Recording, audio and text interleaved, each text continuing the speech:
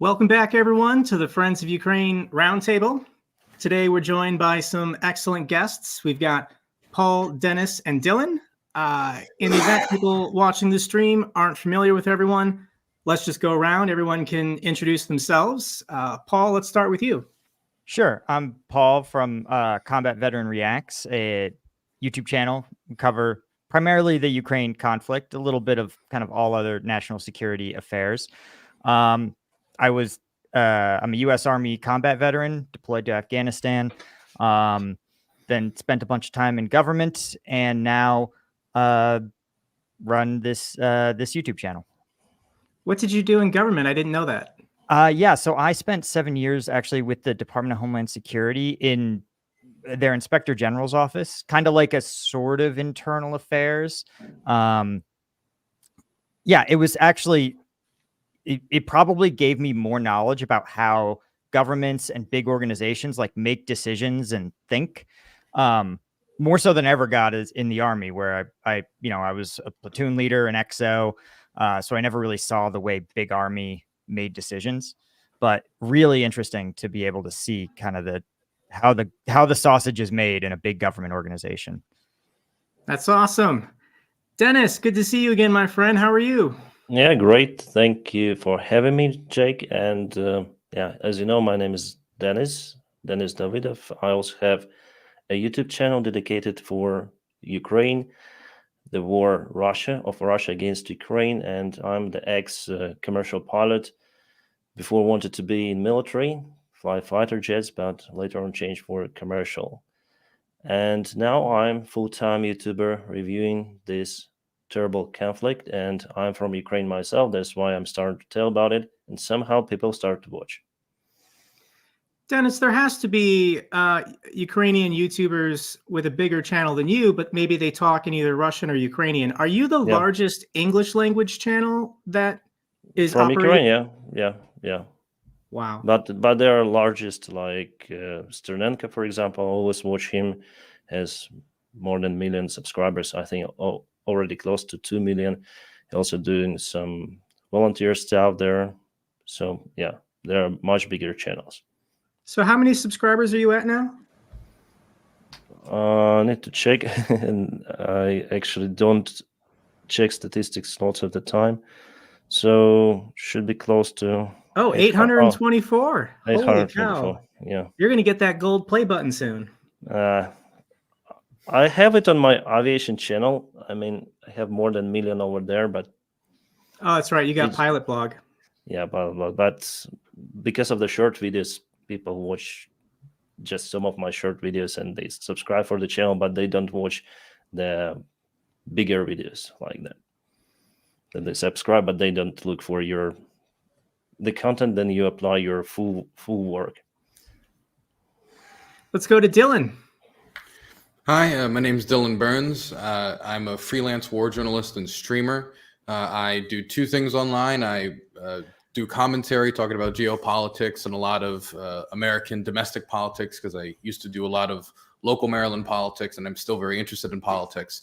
And the other thing I do is on-the-ground war journalism here in Ukraine. I go out there, record interviews with soldiers, record missions and what they do, upload it online, translate the conversations, release short film documentaries. And yeah, that's what I do. So I'm a filmmaker and I stream and I talk about the war and say whatever dumb thoughts pop in my head. I caught a little bit of your stream from either yesterday or the day before, but can you let people know where are you currently in Ukraine? Oh, currently I'm in the Kiev countryside, but I mean, whenever I'm streaming it, a lot of it depends on where I'm at. Recently, I was out in Kramatorsk because I was filming with BMP teams as they were working in Luhansk, and filming with FPV teams in the Vovchansk area, but that was when I was more towards Kharkiv. So a lot of it depends, like wherever my embed goes, my stream will usually follow. Obviously, I can't bring them in the trench and be like, hey, here's the FPV. Whoa, I can't do that.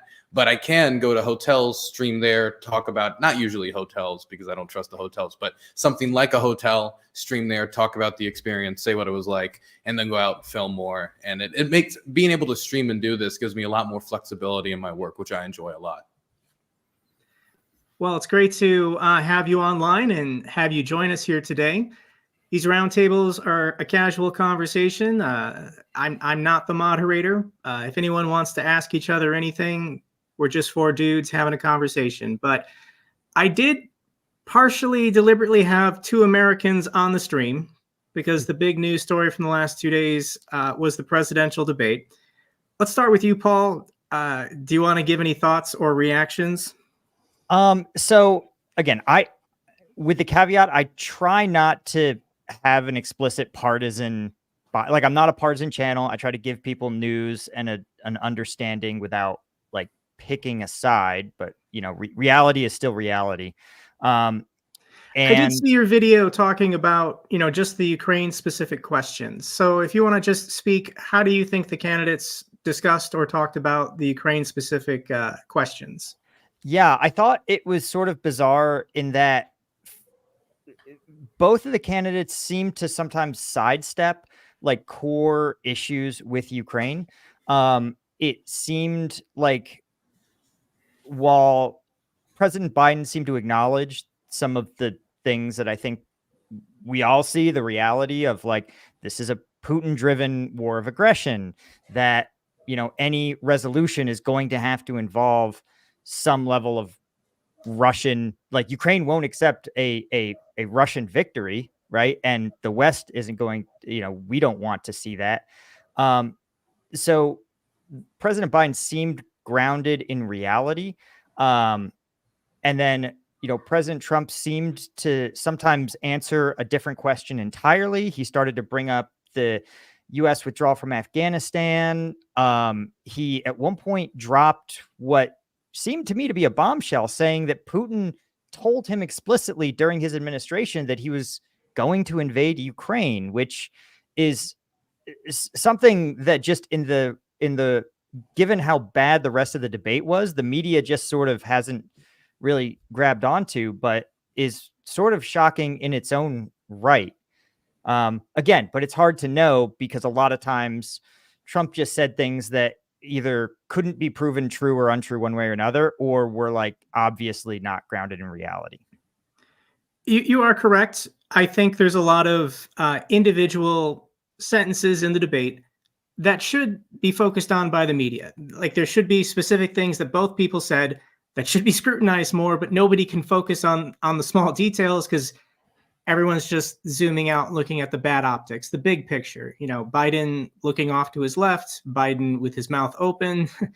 I'm going to be completely objective and say Trump visually looked good. If you just ignored everything he said and just, let's say you had the TV on mute and you were watching the debate, Trump looked better. But let's go with an outsider's perspective. Denys, you live streamed the debate, which is something I considered doing, and then I just couldn't bring myself to do it. But you had the courage, you had the endurance, so I salute you. But what's your thoughts and reactions? Yeah, it was interesting. I streamed on the other channel. Wanted to separate the topics of Ukraine and what is happening in the United States of America. But I mostly agree with you. If the performance of Joe Biden from his mindset, I think preparation, how he looked was kind of poor compared to Donald Trump. Donald Trump was good in his language, in his basically appearance. And the fact that society, they do not look at what candidates actually say. They do not look at politics about Ukraine. Ukrainian topic is just used for, for debate. They look how candidates behave. And after debate, we understand that Biden lost support a little. Hopefully, he will gain that support later on because still there is some time. But definitely, he lost the debates from that perspective, and all the media sources start to title the articles that Biden maybe should go, should be replaced by someone. On the other perspective, Trump said lots of the lies. Also, his attitude towards Ukraine is kind of strange. I mean, how he wants to solve this issue, the war. I'll handle it before getting to the office. He's so sure about it. And I'm trying to get a little bit concerned about it because he's so sure that at some moment he might be disappointed because Putin will not take his behavior or his opinion as in his account. For him, Donald Trump is just one more politician. Putin wants to reach his goal, and he would not look at Donald Trump. He wants to get Ukraine under control together with Kyiv. So why should he, I don't know, give up the territories as exchange? And obviously Ukraine will never agree. That's why I'm afraid, actually, for Donald Trump, from the Ukrainian perspective, because we can expect that maybe he will stop the military support of Ukraine. That's what might be. He might not stop it, but there is the high probability that he might do it. And the way he spoke, like, I'm respected guy. Putin respected me like any other leader. Like, it has nothing behind it. So no real numbers. Respect. What is the respect? It's like a mafia boss or something. So Joe Biden has lots of the politician experience, so we know that he's professional. But honestly, yes, he's not in that condition, I think, to handle it any longer. It's my personal opinion. So actually, in the United States, we have a very interesting choice between two of those candidates. And yeah, I wonder what will happen next. Still, the outcome of elections is unknown, but clearly Biden, because of his appearance, he lost the points. That's my opinion. Dylan, you also made a reaction video. Do you have any, high-level observations that maybe people missed, or what are your thoughts? Yeah, I mean, I'll start with the Ukraine section and say that in the Ukraine section, it wasn't that surprising that Trump said a lot of the lies that he said before when it comes to now the number gets bigger every time. Now it's $200 billion that we've given Ukraine. That's off by about 90 billion. I think we've given about $110 billion. He said that we've given we've given more than Europe, and Europe needs to pay their fair share. That's inaccurate. That's not true. There was like a bunch of stuff like that. But the problem with these debates is there's no live fact checking. And so Trump could go out there with a machine gun of lies and fire lie after lie after lie after lie out. And then next to him, you've got Joe Biden, who's got to jump from topic to topic to topic while dealing with a lot of things that's just frankly not true. And so it's not like a normal, like, high school debate you're dealing with. You're dealing with a totally different situation, which if you're not verbally sharp, if you're not quick, if you're not fast to jump on those things, a lot of that's going to seep through, which was the case. Biden, to be quite frank, did not put up the best defense of long-term support for Ukraine. And while Trump didn't attack it specifically directly, saying we should stop all aid, we need to stop all aid, it was a lot of hinting at it, a lot of almost aesthetically vibing towards, oh, Zelensky's a great salesman, he's going to keep coming over here and advocating for his people, which is what he should do, but, we need to get the best deal for us. A lot of hinting towards that. And the only time I saw Biden really give a good, strong response for Ukraine was like an hour and 20 minutes into the debate near the end, where he starts giving the justification for support for Ukraine. He talks about Putin's aggression on Europe, and if he takes Ukraine, is he going to take this? Is he going to take Poland? Is he going to take this? And that's a war with a NATO country. But that's an hour and 20 minutes into the debate. Everybody's gone to sleep by then. Most people are going to be watching the debate through clips that are snipped up after and put on TV. And so that defense did not get heard by the majority of the people who watched. I think it was about 45.7 million who watched on cable news, another 20 to 30 million who watched online. And most of those people probably didn't see that point or didn't pay much attention to it. But I will note that when Trump had time to answer totally different questions, he pivoted back to Ukraine just to emphasize how far Ukraine was from the United States, just to say, hey, they're over the ocean. They're all the way over there. While when Biden did it, he did it to justify why we're supporting aid to Ukraine, which I think, in my mind, still frames him as the clear, more pro-Ukraine opponent just from this debate, on top of the rest of the agenda. But he should have made a much better case. And I wish we had someone in the executive office making that strong case for Ukraine, because it's not Jake Sullivan, obviously. It's not Joe Biden. Kamala Harris, who was the high representative from the United States to visit the Ukraine Peace Conference, she hasn't been making a good case. I barely heard any news from her visit there. I think Anthony Blinken might be one of the strongest advocates in DC for Ukraine, and he's not particularly strong. He's just the strongest in the room, which would make me want to go for somebody who's more pro-Ukraine than Joe Biden, but there's no other option, at least at the moment. That's the Ukraine section. As for the general debate, I'll be clear. I'm pretty partisan. I don't like Trump. I don't like his attacks on the Constitution. I don't like the institutional damage I feel like he could bring upon the Republic. I don't like a lot of his isolationist tendencies or the people he surrounds himself with, like Vivek Ramaswamy, J.D. Vance, people that I feel kind of ebb and flow or wherever the power or money takes them. Because J.D. Vance used to be like a smooth, like kind of coastal liberal elite talking about needing to read the soul of Republicans. And now he's one of the most diehard Trump supporters there are. And these are people that I don't trust to have strong principles. But I gotta say, this Joe Biden we saw cannot be the one to fight Trump off this election. So I heard that there's a different type of Joe Biden. There's a Joe Biden we see then there's the Joe Biden we see at other events. It depends on the time of day. It depends on the afternoon. Well, I don't care which Joe Biden was seen then. That's not the one we can see for the rest of this election if he hopes to win. It needs to be the one that we saw at the Waffle House after the debate. It needs to be the one we saw in North Carolina the next day. And whatever the staffers need to tell him to get that Joe Biden out, or give him to give that Joe Biden out, or whatever it has to be to get that Joe Biden out, they have to do it, or they have to pull off the Band-Aid off, and we have to start Harris 2024. Dylan, how old are you? 23. And Paul, how old are you? 37.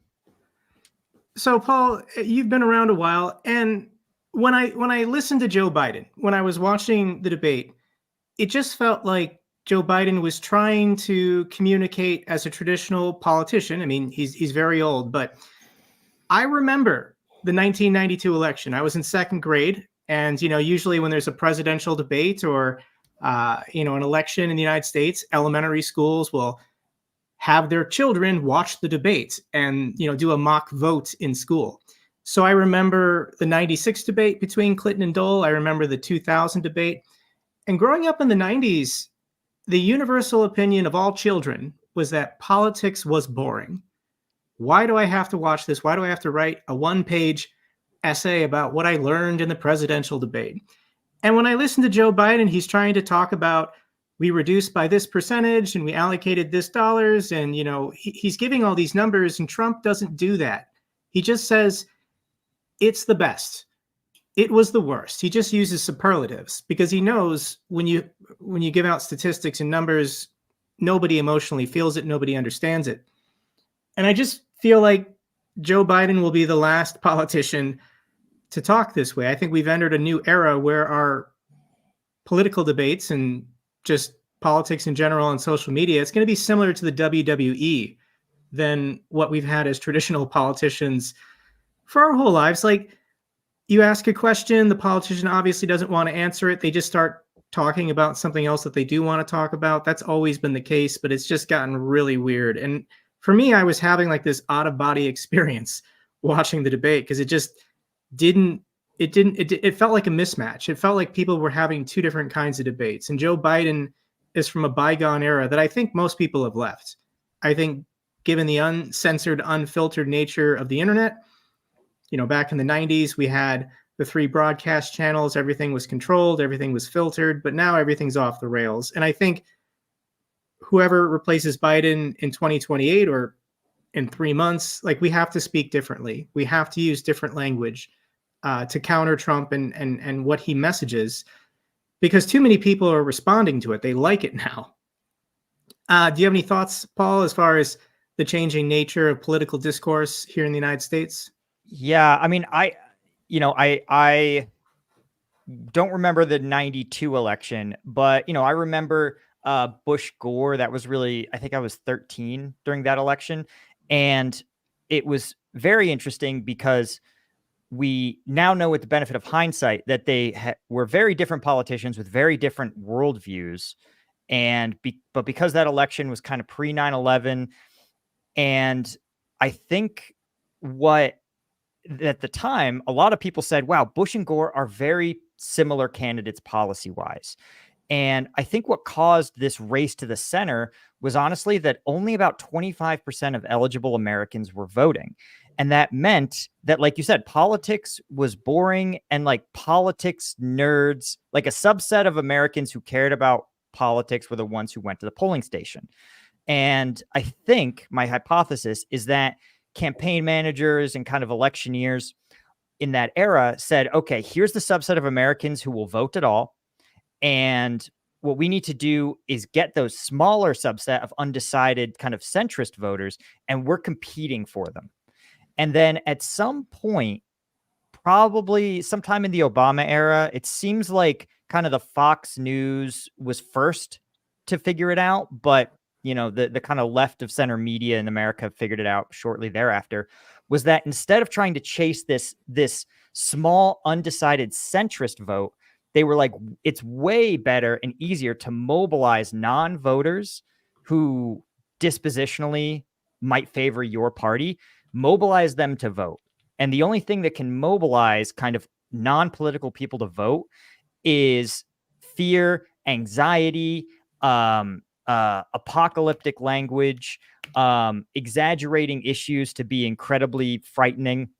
And I think, to your point, that old politicians used to say, okay, I need to find I'm chasing a very deliberate policy. I'm chasing the policy nerd, the person who reads at the time it would have been like Newsweek or Time, or somebody who really digs into the issues. That's who they were competing for. And again, maybe 10 years ago, maybe a little more, it became, we're going to try to mobilize the most number of people possible by scaring them, or again, just getting them as worked up as possible if they show up to the polling station. And statistics won't do that, but hyperbolic language, you also have this constraint of like, if one politician, he is committed to only saying things that are at least sort of defensibly true, right? And another politician is not bound by those restraints at all, you're fighting with one arm tied behind your back, right? Like if you're, it's like if you're going to a used car dealership and one of those salesmen knows they'll get sued if they tell you something false about the car. Another salesman believes they won't get sued. They'll say, oh yeah, this car doesn't need gas. These tires will never need to be replaced, right? If you don't have to be grounded in reality, you could say anything you want. And of course you're going to be convincing. Denys, let's talk about Ukraine politics. Do you think Poroshenko will come back someday and become president again? Honestly, my opinion, I wish he will. I voted for him in previous elections. I never supported the current president of Ukraine. It's my idea, as well as idea of 25, I think, % of the Ukrainian society. Do presidents of Ukraine have term limits? They have, obviously, 5 years. But, in Ukrainian constitution now, Putin tries to speculate about Ukrainian constitution and the Ukrainian laws. Well, according to, if you have the martial law, definitely there is nothing written about the president,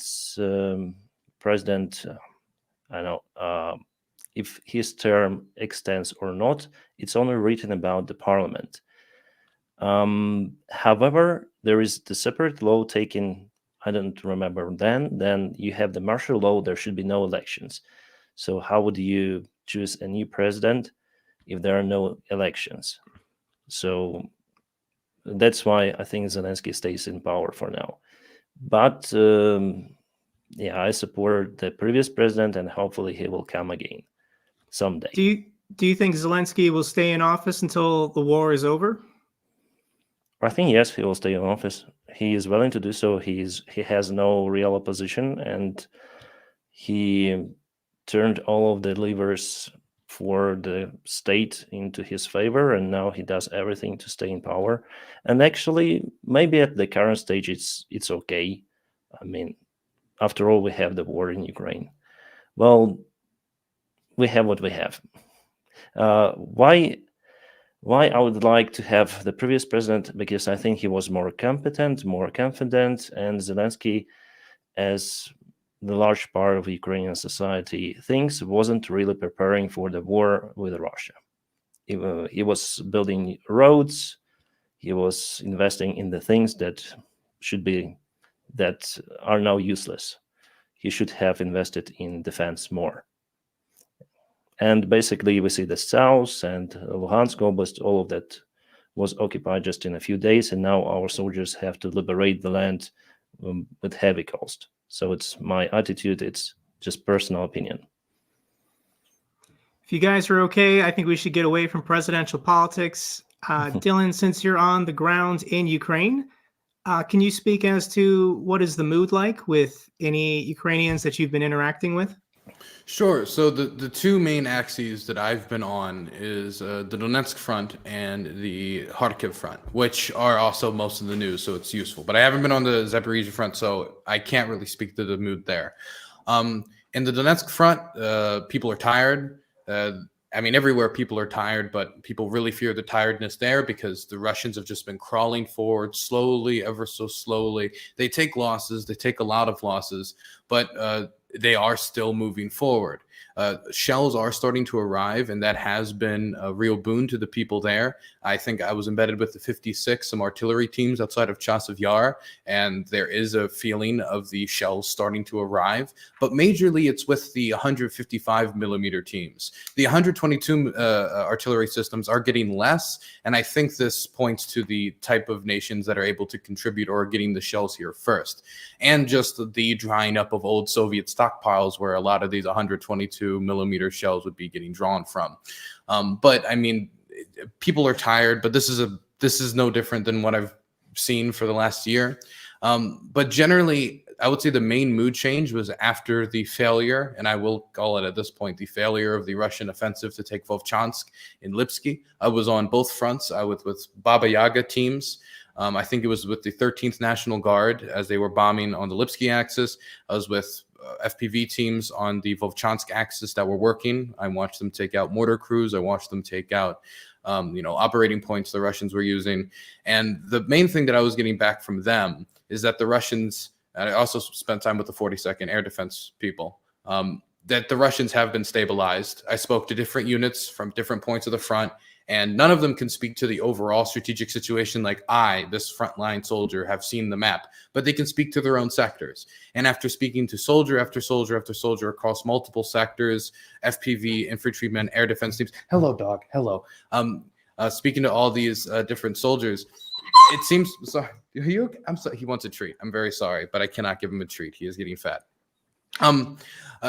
This front has stabilized. I don't think the media is lying about it. I don't think the government's lying about it. The front here has stabilized. Now, I also think that the Russians have used tremendously few vehicles, and so the vehicle loss ratio has been lower than on the Ukrainian side. But when I was talking to FPV teams, they were telling me at the start of that Vovchansk offensive, there was a lot of vehicles, but then they started losing them to FPV team, and to all these other teams. And that led to them pulling them back and deciding, let's just try infantry assaults so we can take the infantry losses. We can't take the vehicle losses. And it's the one front along the entire line where the Russians are actually taking less vehicle losses than the Ukrainians, but that does not make up for the massive infantry losses that they're taking. And so I would say that the mood has been affected by that stabilization. People do feel encouraged, and sometimes I'll meet my friends that are like barometers almost, where like some days, depending on the news, they're like everything's going bad, everybody's gonna die, it's gonna go awful. Next week you hear something different. It's like, hey, I feel much better. We're gonna win the war. We're taking back Crimea. I use them as general barometers to see the national mood. And right now, they're in the second mood right now, which is also more pleasant to be around. Awesome. Dylan, as far as I know, Russians weren't able even to get to Vovchansk. They all were destroyed on the way to the city. I mean, the vehicles, their armored vehicles. Yeah. Yes, the armored vehicles were hit really hard, really fast, and they pulled back fast. And what from my conversation with the FPV teams, apparently the Russians were not using much jamming equipment, if at all, at the start of the Vovchansk offensive, which meant that these FPV teams strapped up with RPGs. I saw incendiary bombs made out of Sprite bottles and Coke bottles that were being used. And I gotta say, the irony of seeing Recycle Me on the side of all of these bottles was not lost on me. They honestly were operating without being jammed really at all for a few weeks before the Russians started using jamming equipment more frequently. Because when I was with them, I saw, I don't think this is strategic information, I saw them use 4 FPVs, and 1 was jammed, 1 was shot down, and 2 made impact. But earlier on, a lot more were getting through even. Because, you know, this new offensive in Vovchansk, it was so advertised by the Russian channels. I checked all of their Telegram channels, and even the night before they started this attack to Vovchansk and to Lipsy, it was like, for them, it's like it's like a new assault. We're going to take Kharkiv. We're going to take everything. Vengeance. The mood was like in February of 2022 for them. And now we see how they stop. It's really encouraging because the Russian propaganda just cannot explain why they are not advancing, but have to go back in many of the quarters of the city. So it's quite interesting and definitely encouraging. It's the problem that we're finding though with the Kharkiv offensive on the Russian side and trying to like gauge success or failure.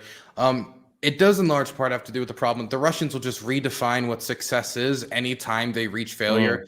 Like all the time, I'll meet people who seriously believe that the Russians never really wanted to take Kiev because of just how much garbage that they've consumed from Russian state outlets trying to rewrite history. And so we also just like determining success and failure. Like, did the Russians want to take Kharkiv? Probably not. They never had enough troops to take Kharkiv. I don't even think they're that delusional. Maybe they wanted to get within artillery range of Kharkiv. Well, if that was their goal, they failed. Well, maybe they wanted to just take Vovchansk and Lipsky and create that. Well, if that was their goal and they lost a lot of men to do it, they failed.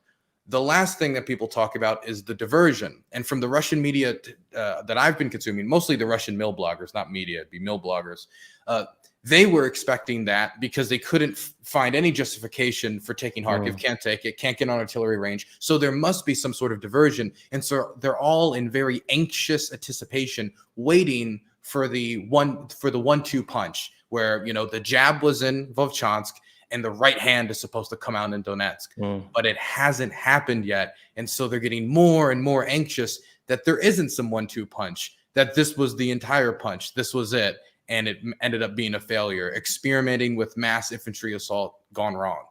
Yeah, well, they expand now the vector in not far away from Avdiivka, right? And they started a new offensive in Toretsk. Maybe that was their idea, but they advanced very slowly out there. So today, the Russian ministry reported about taking Sumy under control, but before the war, they used to leave just two people in all of the village, and they reported it in their official report that they were very successful.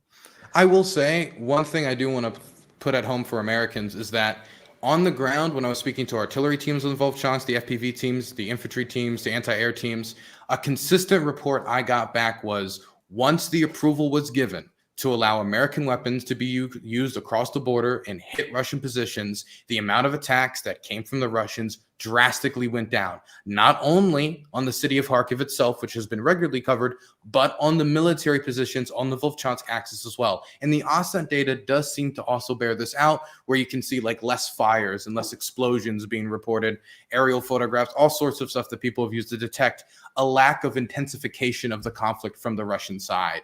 That's on top of the fact that the Ukrainians have also started moving in air assets to be more active in the region, the specifics of which I do not know. I did not work with those people, but I am saying that it had a real impact that was immediately felt on the battlefield. And so these types of political decisions, when people are doing like a lot of these math, like measuring how many artillery shells this country and that country is producing, or, oh, look at the specifications of all these different weapon systems against each other, the political constraints, while they don't seem to matter as much on the surface, since, you know, it's all held by pieces of paper and alliances, they have a real impact on who can win and lose battles. Because hypothetically, if this approval was never given, the Ukrainians could have taken more losses, the Russians could have pushed further, and it could have led the Russians to create a precedent of, hey, look, we can just get across the border in Sumy and then build up forces. The Ukrainians can't do anything, and then crawl across the border. But now, due to the moving of the due to its success in the Kharkiv Oblast across the border, that's been expanded to now Kursk in the Sumy Oblast. And now a precedent has been set that the Russians know if they try this elsewhere, it's just going to end in the same result when it comes to weapons being used across the border. Let's go to Paul. Paul, on a scale of 1 to 10, how would you rate Russia's reinvasion of the Kharkiv Oblast? Well, I think ultimately, okay, so I'm gonna do a U.S. politician move, and assigning a score to something as subjective as an invasion is too complicated. So I'm gonna answer the question that I was just being casual. Just give me your thoughts. I know. I just can't resist. No, I think ultimately what Putin, I think his plan was to exploit U.S. policy. I think that was baked right into it. And if you are especially a cynic, or I have a larger theory. Putin is a well-known judoka, practitioner of judo, and judo as a martial art involves a lot of action and reaction. So you bait your opponent to take action X, knowing that you are going to counter him with this, move Y. And so I think Putin actually may have thought, hey, I'm going to try to invade through Kharkiv to exploit U.S. policy that says their weapons can't be used to disrupt our offensive preparations the way they disrupt offensive preparations in kind of the more eastern side of the front line. I think Putin was like, if this fails, the U.S., it will fail because the U.S. changed their policy. And I, as Russia, I'm going to use that as a propaganda talking point to claim escalation. Because Putin, a lot of advertent or inadvertent Russian shills in English language media play the escalation game, right? When Putin does something escalatory, they go, well, he's backed into a corner. He's doing whatever he can to win. And when the U.S. counters that, or the West counters that, then they go, well, you're escalating this war. This war could escalate out of control. And the fact is, it's been 2 years of pro-Russian shills, whether they know they are or not, making these escalation claims, despite the fact that, again, the reality is the front line has done minimal changing in at least the past 12 months. And so ultimately, I think Putin didn't care on some level, because as Dylan pointed out, there were never enough troops to take Kharkiv. This was never going to achieve a strategic victory, right? And so I think Putin said, hey, I can use this as a propaganda tool to my own people to say, oh, those raids in Belgorod that looked really bad for us, here's us actively countering them, right? Maybe we can divert Ukrainian forces, but it would divert more Russian forces. So I don't really think that's a goal. And I think another objective of his may have been literally to bait the U.S. to make this policy change so that he can then claim, oh, look, the West is such a dangerous escalatory adversary. What's your reaction to that, Denys? To Vovchansk operation? Do you think Russia knew that there might be a policy change? I personally think Russia was caught off guard and they weren't expecting this, but I don't know. Well, they try to use now the situation to accuse the West for that it is the escalation, like they accused America for the strike of Sevastopol recently. As you remember, around 4 days ago, there was the attack of 5 of the attackants, at least as they report, and 1 hit the local beach with clusters. Likely it went to the war. So they accused actually the United States of America for that. And today from the news, I heard that Putin also withdrew from the treaty with the United States, which was at first canceled by the United States, by Donald Trump in 2019. The ban for, how's to say in English, of production, the middle range ballistic missiles. Medium range ballistic missiles, yeah. So now Russia says, like Putin today officially says, that Russia is going to produce that stuff too.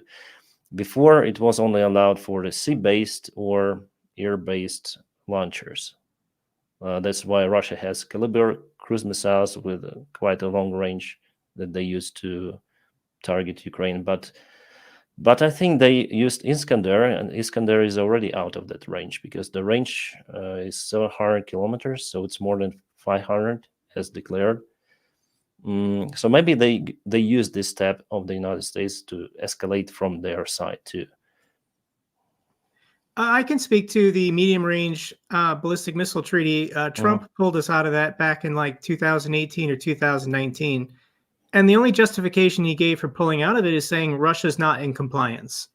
Why should we be part of this treaty when Russia's not complying with it when Russia wanted to end it? Medium-range ballistic missiles have no advantage to the United States. Who are we going to threaten? Canada and Mexico?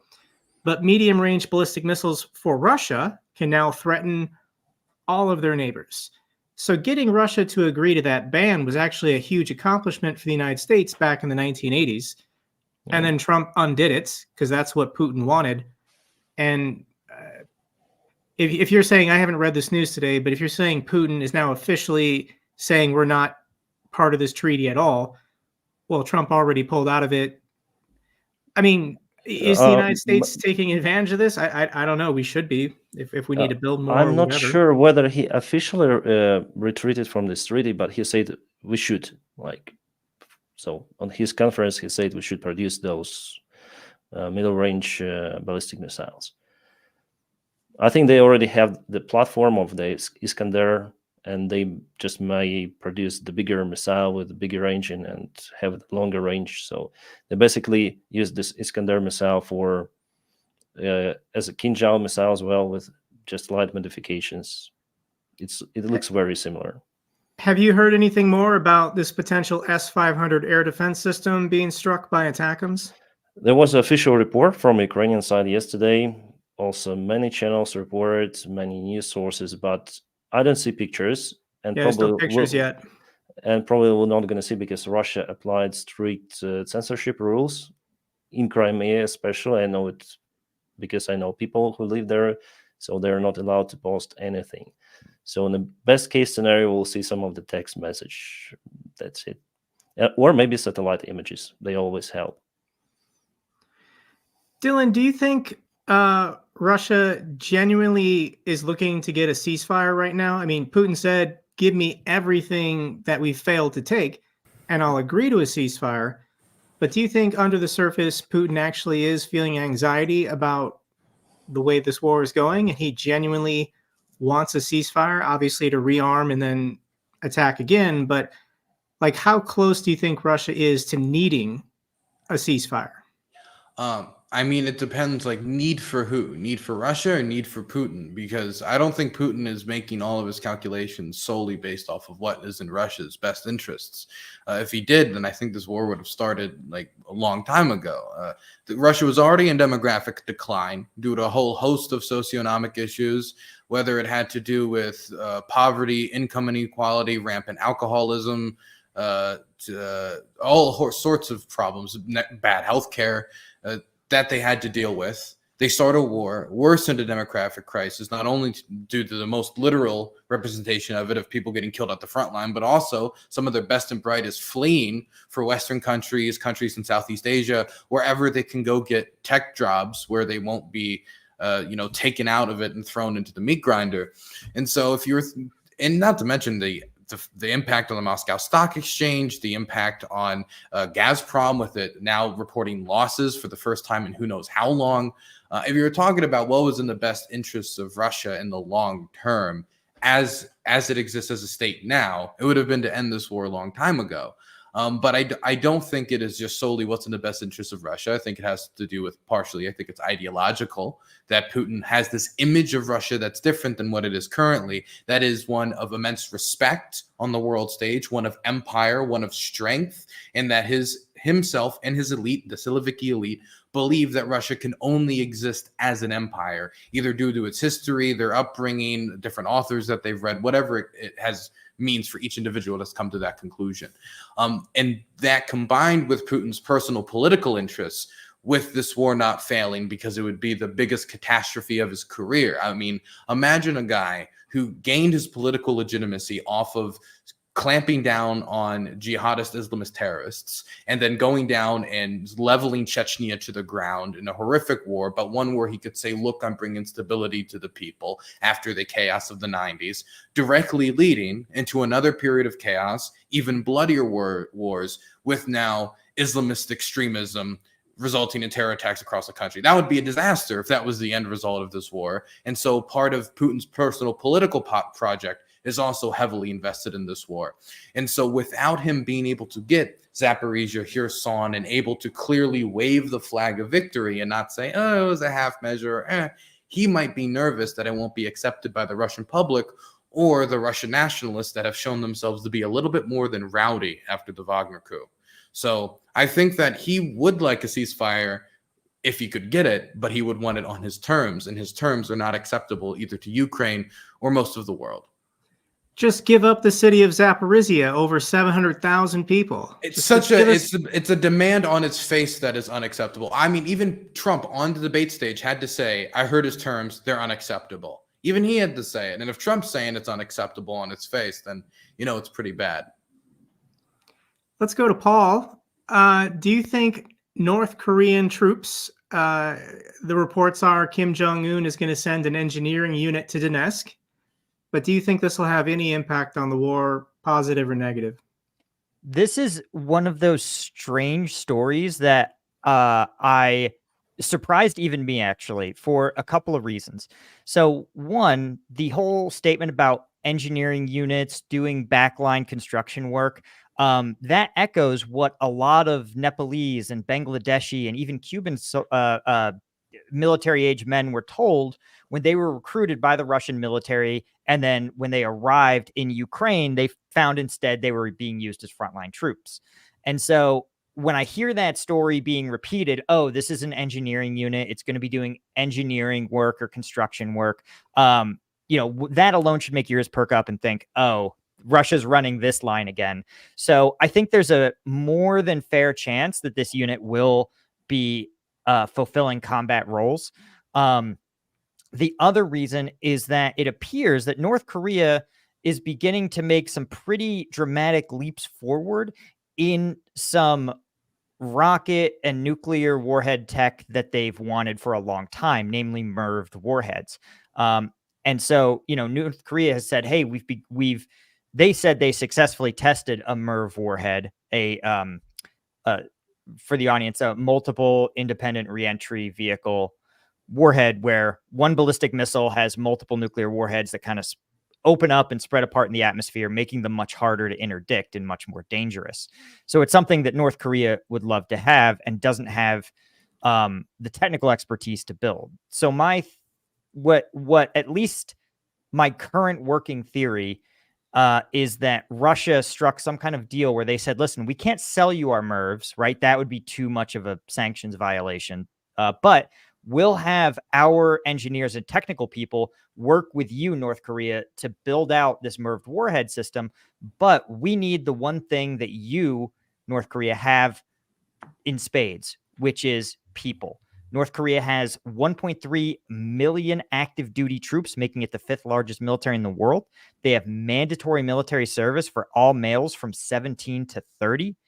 And so for Russia, they look at this and it's just too prime an opportunity. And it's North Korea.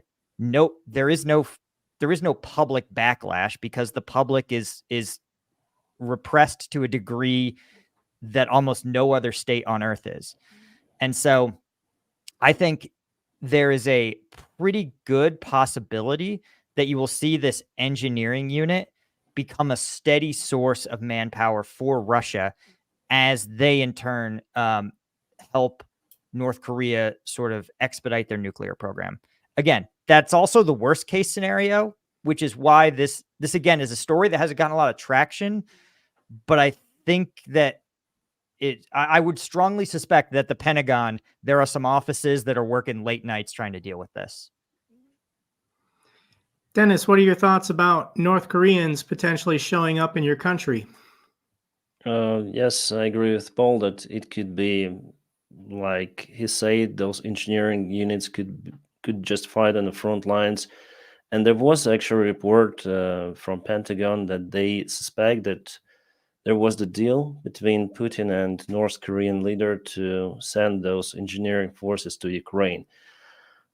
Well, there were talks before from France and from, for example, Estonia about sending instructors to Ukraine as well. It reminds me like old conflicts we had before in the history, like Vietnam. Then Soviet Union sent their also engineers, but those engineers were fighting directly. Air Force pilots. The same happened in Korean War too. So we may face the same indirectional, but in fact directional conflict between other countries like North Korea, France, or maybe United States, because they now say that there was the information in media, at least, that they also think to send some of the instructors to Ukraine in that case. Well, I think that Putin is also afraid to announce a new massive mobilization in Russia because it's a very unpopular move among the Russian society. Russian society is so divided that it is a risky move for him to make it right now, just in elections year. So he tries all of the steps. He calls, I don't know, Bangladesh, Sri Lanka, Nepalese to fight in Ukraine, as Paul said, for the industrial contracts, but later on they found themselves fighting with Kalashnikovs. The same he wants to do with North Korea, and basically with no discussion. There is no discussion possible in North Korea about the case. If Kim Jong-un says to his people to go and fight in Ukraine, they will do it, and they would think that they do something really good. And it's much easier to control that stuff, the people of North Korea. They may do whatever they told to. That's the goal of Putin, probably, after all, to reach this step of the totalitarianism, autocracy. Sadly, but North Korea really helps a lot Russia in this conflict, not just by weapons, but also they might send their soldiers. However, still, I don't think that they'll send much, maybe not more than 50,000, but still it's a lot, but not all of the 1.3 million soldiers will be sent. But this step is very close. Dylan, have you ever had a South Korean choco pie? I have not had a South Korean choco pie. What is the South Korean choco pie? It's made by the Latte Company, and it's the South Korean version of a moon pie. But on my channel, 'cause I lived in South Korea for 6 years, so I'm very familiar with the North Koreans and their politics. But I have to remind people of this 2017 incident of a North Korean border guard who stole a truck, rammed a barricade, and then got across the DMZ. He got to the South Korean side of the border. And these border guards are all children of elites of the Kim regime. So this guy who defected to the South in 2017 was the son of a North Korean general. And he was shot 5 times by his comrades. The South Koreans knew where he was. They had to wait till nightfall to pull him out of a ditch. They took him to a hospital. And the doctors in a South Korean hospital said that this North Korean border guard was the most unhealthy man they had ever seen. He had hepatitis B, tuberculosis, and his intestines were riddled with tapeworms, with parasites, because they have no modern medicine and medical treatment in North Korea.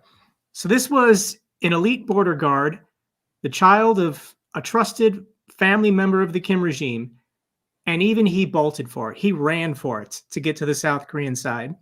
And when they asked him, why did you do it? He said, well, I had a choco pie one time, and it tasted really good, and I really wanted more choco pies.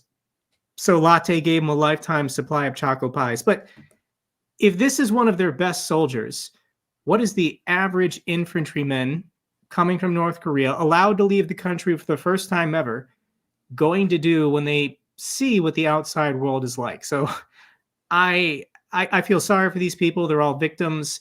North Korea is an open-air prison. 26 million people suffer every day.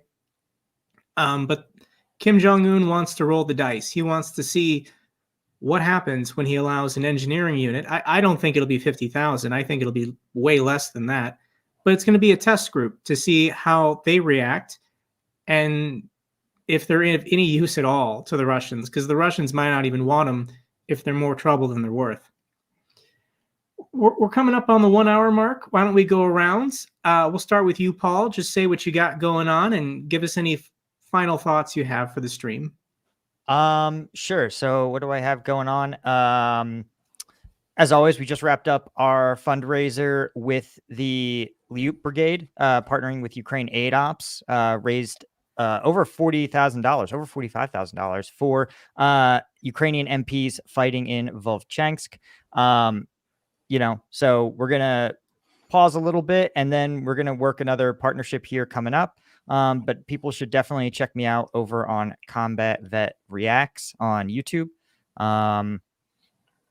Other than that, just glad to be on. Denys, what do you got going on?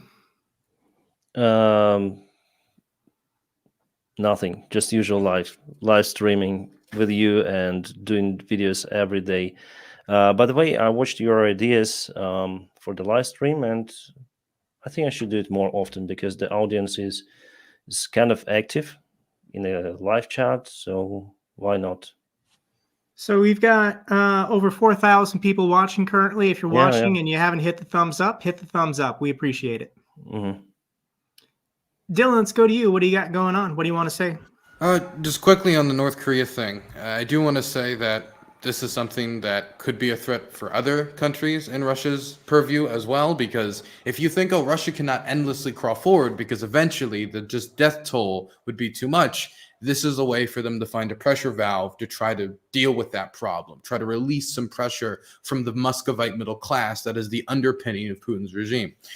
Also, I do want to throw out there that the South Koreans have been clear that the more support that the North Koreans give the Russian regime and the Russians give the North Koreans in return, that they could very well see a change in South Korean policy about direct support for Ukraine. And South Korea is one of the largest arms manufacturers in the world. I think the second largest. They're a big producer of 155 millimeter shells and of air defense systems that Ukraine desperately needs.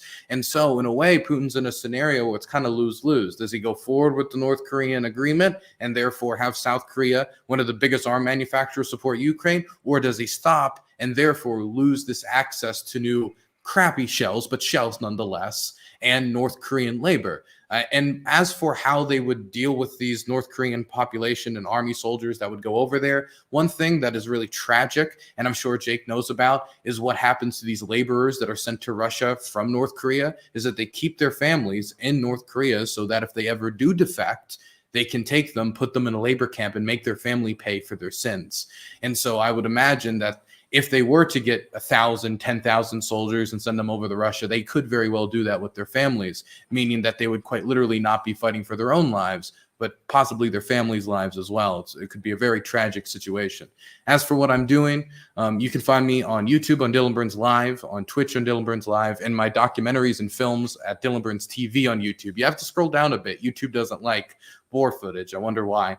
If you wanted to see it, I'm going to be releasing 2 documentaries in the near future. One is a very short film where I go with the JakeBroeYT Brigade as part of the National Guard as they do a BMP fire mission on Russian positions in Luhansk. And the other one is a long-form, over hour-long documentary I did embedded with an aid worker from Dnipro who saved a lot of people from Mariupol. So if you guys check those out when they are released, that would be great. And donate to UA Animals. It's a good charity. You're doing fantastic work, Dylan. So that's all we got for this roundtable. Thank you guys so much for joining. If you'd like to come back on at some point in the future, I think we can mix and match. I think it's fun seeing these YouTubers getting together and just having a nice Saturday afternoon conversation. Thank you, Paul. Thank you, Denys. Thank you, Dylan. Keep up the good fight. Thanks for having us, Jake. This was a lot of fun. Happy to be here. See you guys.